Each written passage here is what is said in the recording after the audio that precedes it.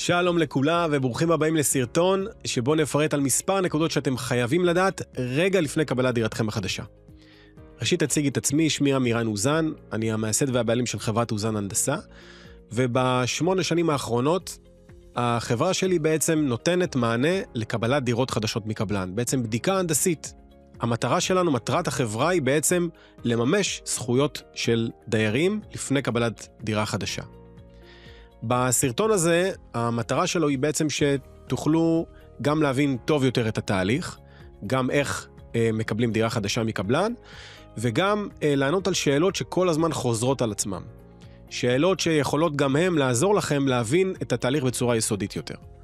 אז בואו נתחיל. נתחיל את הכל רגע מלמעלה, ואז אנחנו נתחיל לצלול בהמשך קצת יותר לעומק, לכל תהליך, לכל שלב בעצם. אז התהליך בגדול, כל דירה חדשה שנמסרת מקבלן הדיירים, נמסרת בשני שלבים. שלב ראשון הוא פרוטוקול מסירה ראשוני. בשלב הזה, בדרך כלל הקבלן מתקשר אליכם ומבקש מכם לבוא ולהסתכל קצת על הדירה, לעשות איזשהו סיבוב, להסתכל על הבחירות שלכם, ריצופים, חיפויים, אולי לזהות איזשהם ליקויים כאלה או אחרים, פגיעות בצבע, בשפכטל, אולי פגיעות בהדלתות או באלומיניום. הסיבוב הזה בעצם הוא סיבוב ראשוני שבו אמורה לצאת בסופו של דבר איזושהי רשימת תיקונים. היא יכולה להיות או בצורה של דוח, שתכף אנחנו נדבר על זה, או בצורה של רשימה שהקבלן או שאחד מהנציגים שלו עושה, אחד מהמנהלי העבודה, עובר איתכם ובעצם עושה את הרשימה הזאת יחד איתכם. הרשימה הזאת בדרך כלל היא לקונית, מאוד מאוד לא מפורטת, עליה אנחנו נדבר בהמשך.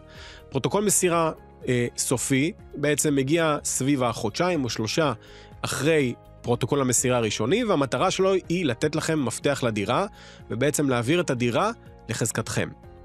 זה התהליך בגדול. מה קורה באמצע? הרבה מאוד. אז לפני שאנחנו נצלול לתוך התהליך עצמו, אני רוצה לספר לכם על איזשהו נתון מאוד מאוד חשוב שהתקבל ב-2018 מחקר מהטכניון, שקבע ש100% מהדירות נמסרות עם ליקויי בנייה. ומפה דווקא אני רוצה לצלול לתהליך. אם 100% מהדירות נמסרות עם ליקויי בנייה, סימן שקבלת הדירה, כל דירה חדשה, יכולה בעצם להחביא כל מיני ליקויים שהם יכולים להיות סמויים מן העין, וליקויים שיכולים להיות גלויים אל העין. יש כאלה ביניכם שהם עם עין טובה, ויכולים לזהות ממש ליקויים בצורה שהיא ממש חדה, אבל עדיין יש הרבה דברים שצריכים לדעת מתחת לפני השטח. יש הרבה אלמנטים שמסתכלים עליהם, ואפילו עין מקצועית יכולה להבין ולהסיק כל מיני בעיות שהדירה יכולה לסבול מהם. בעיות של בעיקר מערכות, פחות ויזואליות. אז אם אנחנו מבינים ש100% מהדירות נמסרות עם ליקויי בנייה, מחקר של הטכניון, כמו שאמרנו, יש חשיבות מאוד מאוד גדולה לבצע בדיקה מאוד מאוד יסודית לדירה. זה בכל תהליך קבלת דירה חדשה, גם אם היא נראית לכם איכותית, חשוב מאוד לבצע בדיקה יסודית ומקיפה גם על הדברים הקוסמטיים, ריצופים, חיפויים, שפכטל, צבע, פגמים, שריטות, פגיעות, כל מה שהוא בעצם לא נראה אסתטי, ניקיונות, כל מה שהוא לא נראה אסתטי. ודבר נוסף זה מערכות, לחצי מים, נזילות גלויות, נזילות סמויות, רטיבויות, איתומים, פתיחה, סגירה, נעילה של האלומיניום, של הדלתות, מידות הדירה. אנחנו נדבר על זה בהמשך וניכנס ככה יותר פנימה. אז אם אמרנו פרוטוקול מסירה ראשוני, זה הזמן הראשון שבעצם אתם מקבלים או רואים את הדירה. בנקודת זמן הזו, זה נקודה מאוד מאוד קריטית לממש את הזכויות שלכם מול הקבלן. איך עושים את זה? על ידי זה שעושים רשימה מפורטת. לעשות סיבוב עם מנהל העבודה, לעשות איזושהי רשימה קטנה, לא בעצם מספיקה לסרוק ולזכור את כל הליקויים שקיימים בדירה. אם אנחנו חוזרים בעצם להתחלה, המטרה שלנו כחברה, חברת אוזן הנדסה, היא להגיע באותה נקודת זמן, שזאת דרך אגב הנקודה הטובה ביותר לבצע את הבדיקות. יש קבלנים שעושים את זה רק בפרוטוקול אחד, אבל אם יש לכם את זה בשני שלבים, פרוטוקול המסירה הראשוני זה הזמן הטוב ביותר לממש את הזכויות שלנו מול הקבלן. בזמן הזה בעצם נבדקים כל הדירה על כל חלקיה. מה בודקים בעצם? זאת שאלה מספר 1, מה נבדק, מה עושים בבדק בית? אם אני רגע מסתכל על הפרקטיקה, מה שאנחנו בעצם עושים זה דבר מאוד פשוט, אנחנו עוברים אזור בבית, מבואת כניסה, סלון, מטבח, חדרים רטובים, זה שירותי ילדים ושירותי הורים, מרפסת, אנחנו בעצם עוברים את כל החלל הדירה ואנחנו בודקים שני אלמנטים. אלמנט אחד זה קוסמטי. כמו שאמרנו בהתחלה, ריצופים, חיפויים, ניקיונות. אלמנט שני זה מערכות, והמערכות משתנות בין אזור לאזור. אם במבואת הכניסה, המערכת שלי מבחינתי תהיה דלת הכניסה, המשקוף, אם יש לו סטיות, פתיחה, סגירה, נעילה כמובן, סוגי הנעילות. בדרך כלל במבואת הכניסה גם נמצא לוח החשמל, כמובן אנחנו מסתכלים עליו ומוודאים שהוא תקני. מעמטים, שילוט, חוזק המבנה של הלוח. יש הרבה מאוד אלמנטים שבודקים במבואת הכניסה.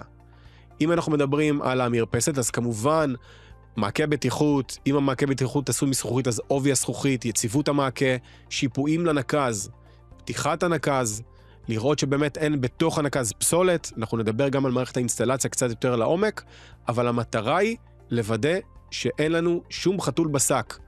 אם המעקה מספיק יציב, אנחנו מזיזים אותו. אם השיפועים נראים לא תקינים, מודדים אותם. אם המערכת האינסטלציה או מערכת ניקוז מי הגשמים נראית לנו לקויה, כמובן אנחנו מצביעים על הבעיה. אם אנחנו מדברים על החדרים הרטובים, המערכות בעצם שמשתנות, זה מערכות המים. מערכת המים והניקוז באופן כללי היא מערכת קריטית וחשובה, שהרבה מאוד דיירים לא יודעים לבצע אותה לבד. מערכת הספקת המים, מערכת ניקוז מים, בעצם הולכת המים אל מחוץ לגבולות הדירה, היא מערכת חשובה שיש לשים בה דגש רציני. אני רוצה רגע לתת לכם איזשהו מבט כללי על מערכת המים. במערכת המים יש מערכת הספקת מים ומערכת ניקוז מים. מערכת הספקת מים היא בעצם המים שעוברים לברזים. המערכת הזאת בעצם נועדה לספק לכם מים לדירה. גם מערכת הספקת מים חמים, גם מערכת הספקת מים קרים. יש את מערכת ניקוז המים, שהיא בעצם מחולקת למערכת דלוחין ושופכין. מערכת דלוחין זה כל המקלחות, כיורים, האמבטיה. זה מערכת דלוחין, בעצם מים שהם לא מלוכלכים. מערכת שופכין זה בעצם הביוב. בסופו של דבר המערכות מתחברות אחת לשנייה, אבל אנחנו עושים הפרדה בין מערכת הדלוחין למערכת השופכין. אז אם אנחנו רגע מסתכלים על המערכת, יש לה הרבה מאוד אלמנטים. אלמנט שמספקים מים ואלמנטים שמוליכים מים החוצה. כל אלמנט כזה יש לו את התקנים שלו, יש לו את הפרטים שלו, פרטי הביצוע, ומספיק ליקוי אחד קטן באותו צינור מים שעושה לנו נזילה, וזה יכול להיגרר, אתם מכירים, זה כמו כדור שלג שמתגלגל. כל בעיה קטנה מאוד במערכת ניקוז מים יכולה להפוך את הדירה ממצב טוב למצב מאוד מאוד גרוע. מערכת הספקת מים היא מערכת ששמים בה דגש מאוד מאוד גדול, כי היא יכולה להפוך ממש את הדירה. אתם יכולים להסתכל ולראות שהכל תקין, ולא רוצה ככה להפחיד אתכם יותר מדי, אבל אתם יכולים להסתכל שהכל תקין, ובסופו של דבר, כשאתם מתחילים להשתמש, דברים יכולים להתגלות. אז זה פחות או יותר לגבי מערכת הספקת מים ומערכת ניקוז מים. כמובן שהמערכות האלה נבדקות. אתן לכם ככה כמה מילים על עם איזה מכשירים אנחנו בודקים, כדי לקבל מבט יותר אמיתי על המערכת ולא רק בצורה ויזואלית.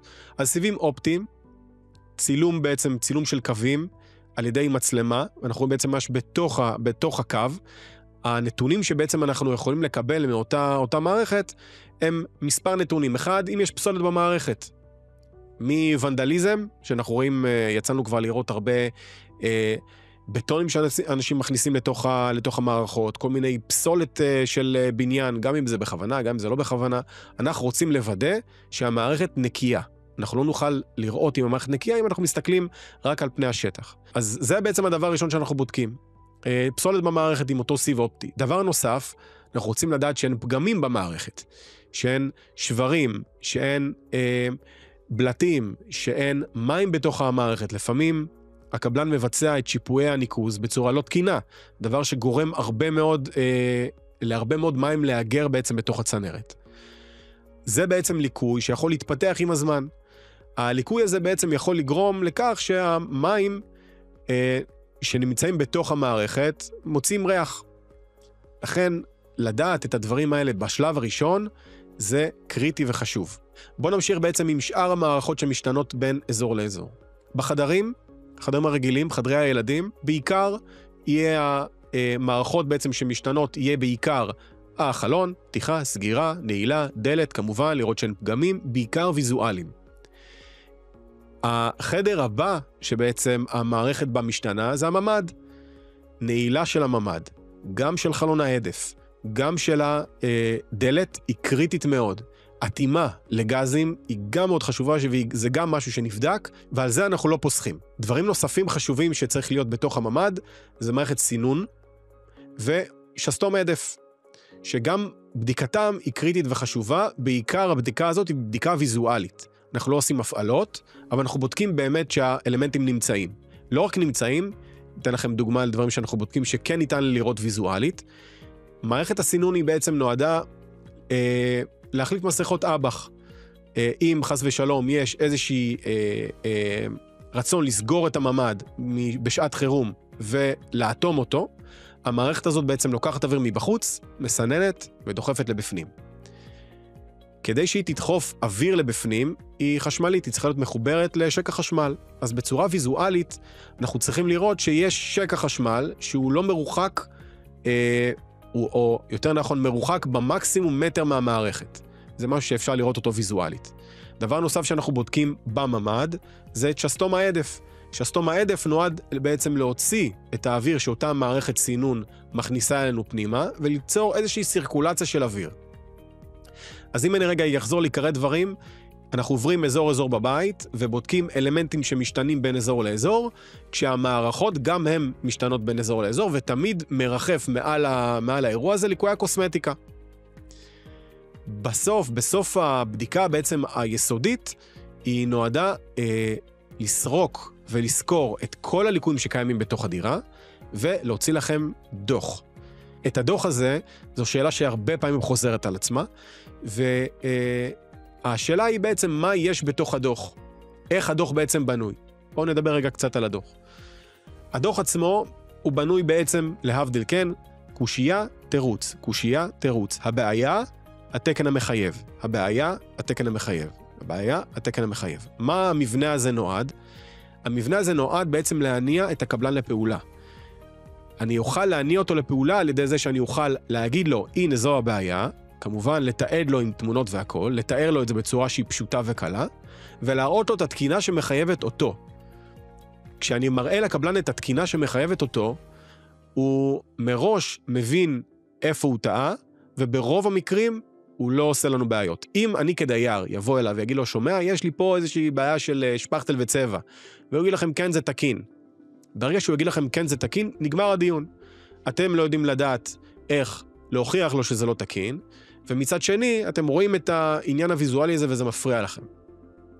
אם אנחנו בעצם ניקח את אותו ליקוי שאנחנו רואים, ויזואלי, קטן, גדול, לא משנה, אם אנחנו נראה את אותו ליקוי, ואנחנו נוכל להצמיד לו תקן, גם ליקויים קטנים יקבלו מענה. בגלל שאף בודק לא מגיע עם איזושהי התקשרות חוזית מול הקבלן, הדרך שלנו לדעת שהקבלן ינוע על פעולה, היא בעצם לצטט לו את התקינה. אז הדוח מורכב מליקויים ותקנים, תיעוד של הליקויים והתקנים שעליהם אנחנו מתבססים. לא ייכנסו ליקויים שאנחנו לא מתעדים את התקנים שלהם. זה קריטי וחשוב. השאלה הבאה, שבעצם כל הזמן אני מקבל את השאלה הזאת, זה מי רשאי לבדוק, או מה ההכשרה שלך, מה ההכשרה שלכם באופן כללי כחברה. אין איזושהי החלטה, או זה לא טבוע באיזשהו חוק, זה משהו שהוא יחסית פרוץ, אבל יש, כשהתיקים מגיעים לבתי משפט, כשהתיקים מתגלגלים, שאותם דוחות ליקויים מתגלגלים לבתי משפט, אז בעצם הדבר הזה קצת מתבהר. אז מי שיכול בעצם לבדוק ולעשות לכם איזושהי בקרת איכות, זה או הנדסאי בניין, או מהנדס בניין, ורצוי שאותם מהנדס או אותה הנדסאי יהיה בקיא בליקויי הבנייה. זה לא מספיק רק הטייטל הזה של הנדסאי בניין. צריכים להיות ערניים לתקנים החדשים, צריכים להיות בקיאים בתקנים הקיימים, וצריכים יותר מזה לדעת איך בודקים את אותם ליקויים. יש הרבה ליקויים שאם אנחנו לא נבדוק אותם כמו שהתקן מחייב, הקבלן יסיר אחריות. לכן החשיבות של לבצע את הבדיקה ומי בודק, זה קריטי ביותר, וכל הזמן אנחנו מקבלים את השאלות האלה. אוקיי, שאלה נוספת, זה בעצם אחרי קבלת הדוח. היינו, בדקנו, הוצאנו דוח. מה אנחנו עושים עם דוח הליקויים? אז בעצם זה מתפרק לשני חלקים, לשני מצבים יותר נכון. את הדוח הליקויים בסופו של דבר אתם אמורים לשלוח לקבלן בפרוטוקול מסירה ראשוני, וכמו שאמרנו, המטרה שלו היא לוודא שהקבלן מממש את זכויותיכם. הקבלן באמצעות הדוח בעצם יביא את הדירה מ-80%, מ-70% במקרה הפחות טוב, ל-90 או 100%, לנסות ולדחוף אותה כמה שיותר לשלמות. כמובן שאין מושלם, אבל לנסות ולדחוף אותה כמה שיותר קדימה. ברגע שהקבלן מקבל את הדוח, בעצם יש שני מצבים שקורים. מצב ראשון, והוא לרוב, זה הוא לוקח את דוח הליקויים, ומתקן את זה על פיו. אני רוצה רגע להתעכב על מתקן לפי הדוח. ככל שעוברות השנים, אנחנו ככה שמים לב, שהקבלן מתקן את דוח הליקויים לפי הדוחות, והוא אפילו ממתין לדוח הליקויים הזה. למה? תחשבו רגע כמה זמן זה חוסך לקבלן, אם הוא היה צריך לטייל איתכם ולעשות איתכם את הסיבוב, כמה זמן זה היה, הוא היה צריך להשקיע על 100 דירות בתוך פרויקט. שעות על גבי שעות של מנהלים. שעות על גבי שעות של התווכחויות עם דיירים. בטח שהוא לא היה בודק כמו שבודקים, עושים את הבדיקה שלהם באמצעות מכשירים. אז הקבלנים מבינים את הדבר הזה ובעצם ממתינים לדוחות. ככל שעוברות השנים, אנחנו שמים לב איך הקבלן מרחיק יותר את הדירה כמה שהיא פחות מוכנה.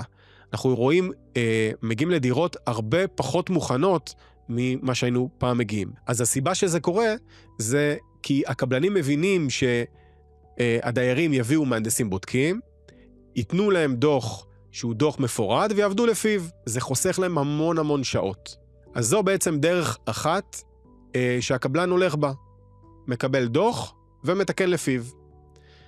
דרך הבאה, והיא דרך קצת הפחות סימפטית, זה הקבלן מתנגד לתקן את דוח הליקויים.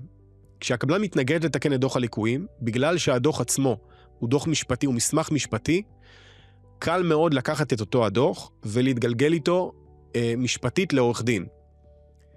המצבים האלה הם מצבים שבדרך כלל פותחים תהליכים מאוד ארוכים, של שנה, של שנתיים. התהליכים האלה בדרך כלל קורים אחרי הרבה מאוד בקשות חוזרות ונשנות שלכם כדיירים, או של עורכי הדין מטעמכם לקבלן, אבל יש קבלנים שבאופן גורף מתנגדים לתקן את דוח הליקויים. לא תמיד, אבל יש. אז אלה בעצם שתי האופציות שלכם. אופציה אחת שהיא שכיחה מאוד, וזה אנחנו ככה דוחפים את הקבלן קדימה, זה לבצע את דוח הליקויים לפי הפרוטוקול שלנו אנחנו מוציאים, ופעם שנייה זה בעצם כשהקבלן לא מתקן את דוח הליקויים, ואז אנחנו מלווים אתכם בדרך שהיא קצת שונה. בואו נעבור לשאלה שהיא גם חוזרת על עצמה הרבה. שאלה נוספת שיכולה לעלות לכם, זה בעצם אם הקבלן מתקן את הליקויים, איך אנחנו בעצם בודקים האם הליקויים תוקנו ואיך תוקנו. החברה שלנו בעצם נותנת שני מוצרים, או כל חברת בדק בית נותנת בעצם שני מוצרים. מוצר אחד הוא הבדק הראשוני, ומוצר שני הוא הבדק הנוסף, הבדק החוזר. הבדק הראשוני, אמרנו אנחנו מוצאים רשימה. את הרשימה הזו אתם שולחים לקבלן, הקבלן מתקן, ואתם רוצים לדעת איך מתקנים, איך הוא תיקן את הליקויים. אז הבדיקה החוזרת מגיעה לעשות שני דברים. אחד, זה לעבור על דוח הליקויים של הקבלן, ולראות מה תיקן ואיך. דבר שני, וזה חלק מאוד מאוד חשוב, בגלל שבפרוטוקול מסירה ראשוני הרבה פעמים לא ניתן לבדוק את כל המערכות, ותכף אני אסביר, בבדיקה השנייה עושים השלמה למערכות האלה. אני אתן לכם דוגמה. לפעמים המחסנים לא נמסרים בשלב, המחסנים שמוצמדים בעצם לדירה, לא נמסרים בשלב הראשון. הקבלן משתמש בהם, הם לא מוכנים למסירה, זה לא כל כך מלחיץ את הקבלן. בשלבים האלה, של הפרוטוקול מסירה החוזר, אנחנו בודקים גם את המחסנים. חשמל, הרבה פעמים הדירה לא מחוברת לחשמל, בדיקה חוזרת, בעצם אנחנו עושים מעבר על מערכת החשמל. אם זה תריסי גלילה חשמליים, פתיחה וסגירה, אם זה שקעי חשמל, בדיקת הערקה, בדיקה שיש חשמל בכל השקעים, בדיקה שגופי התאורה עובדים. בעצם אנחנו עושים השלמה למה שלא יכל להיבדק בבדיקה מספר 1. אז שאלה נוספת שעולה המון, היא בעצם, אחרי שנתתם את הדוח לקבלן, תוך כמה זמן הקבלן מחויב לתקן את הליקויים האלה? אז בגלל שהחוק, אני רגע אקריא לכם את לשון החוק, ואז אנחנו מכאן נענה על השאלה הזו. לשון החוק אומרת שאם התגלתה אי התאמה, או אי התאמה יסודית, הניתנות לתיקון, על הקונה או קונה המשנה לתת למוכר הזדמנות נאותה לתקנה, ועל המוכר לתקנה תוך זמן סביר. זה לשון החוק. מה זה זמן סביר? אז פסקי דין, בעצם בגלל שחוק המחר, זה הקראתי לכם כרגע מחוק המחר, בגלל שחוק המחר הוא לא העביר את התשובה לשאלה הזאת בצורה ברורה, באו פסקי דין ונתנו איזושהי העברה. אז בגדול, 3 ימים על ליקויים שהם יסודיים, ליקויים שקשורים לבטיחות, ליקויים שקשורים לרטיבויות גדולות, ליקויים שהם ממשיים, שנקרא, ו3 שבועות, 21 יום לליקויים שהם הפרה שהיא בלתי יסודית של חוק המחר. הכוונה ליקויים כמו ריצופים, חיפויים, שפכטל, צבע, כיוונים של דלתות, כיוונים של חלונות, דברים שהם אומנם מפריעים לשימוש, תקין, אבל לא הופכים את הדירה ללא בטיחותית. אז מה שאני מציע לכם, זה אם הקבלן עברו 3 שבועות, לפחות בתחילת ההליך תיקון הליקויים, לא לצלצל לו בפעמון ולהגיד לו, זהו, עברת את הזמנים. אלה זמנים שהם לא מכירים אותם, לא מכירים אותם כמו שצריך, עד שממש מגיעים לפתח בית המשפט. לכן שימו אצלכם בראש, סביב 3-4 ימים לליקויים שהם קריטיים וגדולים, וליקויים שהם לא קריטיים, וזה סביב 3 שבועות. כמו שאמרתי, מה שאני ממליץ לכם, לפחות בהתחלה, זה לתקשר עם הקבלן, לשאול אותו שאלות, קצת ללחוץ עליו כדי שיביא אתכם לראש הרשימה, כדי שהוא יוכל להתחיל לתקן ולטפל בליקויים שיש לכם בדירה. שאלה נוספת שעולה, זה ליקויים שיכולים להתפתח. האם הקבלן מחויב לליקויי אינסטלציה, לליקויים שהם קשורים לגשמים, לליקויי עתימה. אז בואו רגע ניישר קו, כי זה קריטי וחשוב שתדעו את הזכויות שלכם. אז בואו נבין בצורה פשוטה מה חוק המחר אומר. חוק המחר אומר דבר פשוט. מרכיב זמן בדירה הוא מרכיב מאוד חשוב שיש לקחת אותו בחשבון. והוא מתייחס לשתי תקופות. תקופת בדק ותקופת אחריות. תקופת בדק בעצם היא תקופה שהקבלן נותן לכם אחריות על כל מוצר ומוצר. מוצר מסגרות 2, שקיעה ושחיקה של ריצוף 2 בדק, על אינסטלציה 4 שנים הוא נותן לכם בדק, על איתום המבנה 4 שנים. זאת אומרת, לקבלן יש אחריות על המוצרים האלה. ואז מגיעה תקופת האחריות. תקופת האחריות היא תקופה שבעצם מגיעה אחרי תקופת הבדק על אותם מוצרים. על כל המוצרים יש לנו 3 שנים אחריות. אם אני רגע מפרק את זה, 4 שנים בדק על מערכת האינסטלציה, ועוד 3 שנים על מערכת האינסטלציה אחריות. מה ההבדל בין התקופות? זה חובת ההוכחה. זאת אומרת, אם יש לי כשל במערכת בתוך תקופת הבדק, אנחנו רק צריכים להודיע לקבלן, בוא תתקן, תסדר, תטפל, בלי להוכיח לו שיש פה איזשהו פגם שהוא עשה. בתוך תקופת האחריות, אנחנו צריכים להוכיח שהקבלן התרשל או ביצע עבודה שהיא לקויה. זאת אומרת, הקבלן יש לו זיקה למערכת האינסטלציה 7 שנים. בצורה קצת שונה, אבל 7 שנים יש לקבלן איזשהו קשר עם המערכת שלכם. לכן, אם אני לוקח קצת זום אאוט, הקבלן מחויב על כל מערכת ומערכת שיכולים להתפתח בליקויים במרוצת הזמן. אנחנו יכולים לצורך העניין, לתת לכם כמה דוגמאות, אנחנו יכולים לשבת בסלון, באיזשהו יום גשום, ופתאום להסתכל במעטפת החיצונית של הבית, לראות כתם ענק של מים. זה מה שלא יכול להיבדק בקיץ, זה משהו שעבר אולי חורף אחד וצלח, אבל בחורף השני נכשל. יכולות להיות המון סיבות, אבל חשוב שתדעו את הזכויות שלכם. דבר נוסף שיכול באמת הרבה פעמים לקרות, זה ברוחות. אתם יושבים באותו סלון, אתם שומעים פתאום רוחות ושריקות מהאלומיניום. הרבה פעמים הקבלן לא מבצע את הסגירה המלאה באלומיניום, ומאוד מאוד קשה לעלות על משב רוח שנכנס דרך הריצים, אבל הוא מחויב בו. הוא מחויב בעבודות האלומיניום. יש הרבה מאוד ליקויים שיכולים להתפתח עם הזמן, וחשוב שתכירו בהם. בשנה הראשונה של הכניסה שלכם לתוך הדירה, חשוב מאוד שתהיו ערניים. בגלל שאנחנו צריכים לדעת בשנה הראשונה ולהיות ערניים לליקויים שיכולים להתפתח, מה שאני באופן אישי הבנתי במרוצת השנים שיש הרבה מאוד ידע שחסר לכם. זאת אומרת, לא מספיקה רק הבדיקה. ולכן יש לנו פה איזושהי חוברת, שהחוברת הזו, מקווה שאתם רואים אותה, החוברת הזו בעצם מראה בצורה שהיא ברורה את כל הליקויים שיכולים בעצם להתפתח עם הזמן, ליקויי רטיבות, ליקויי נזילה, ליקויי אינסטלציה, דברים שיכולים להתפתח עם הזמן.